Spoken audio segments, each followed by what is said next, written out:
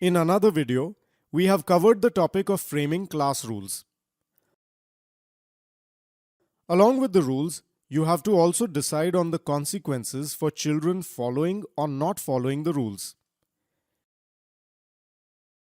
This will ensure that all children get into the habit of following the rules always on their own. In other words, the children will develop the competency of self-management. Consequences are the steps you will take if rules are not followed.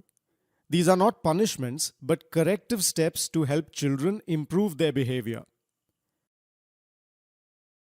For example, you may decide that if a particular child does not follow the rule of keeping the class clean, then that child will be asked to say sorry to the whole class for what he has done. You may decide on progressive consequences, that is, the severity of the steps you take will increase if a rule is repeatedly not followed. For example, one sequence of consequences could be as follows. At the first instance of a rule violation, you remind the child about the rule. If the child again does not follow the rule, you do not allow the child to take part in games that day.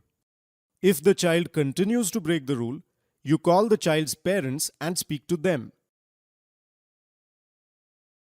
It is advisable to decide on the consequences with the children in the same way that you have decided on the class rules, that is, through a group discussion.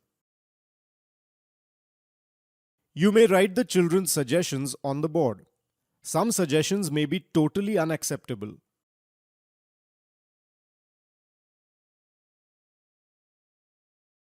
You may thus have to lead the discussion towards constructive, corrective steps which help the child realize her mistake but do not harm her in any way.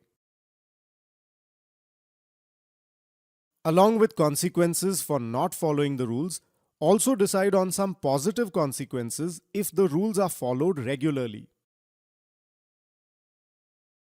One simple consequence could be that you will express your appreciation for the child's good behavior in front of the whole class. You may also decide if all the students follow rules well, there will be a positive consequence for the whole class. For example, they will get a free period.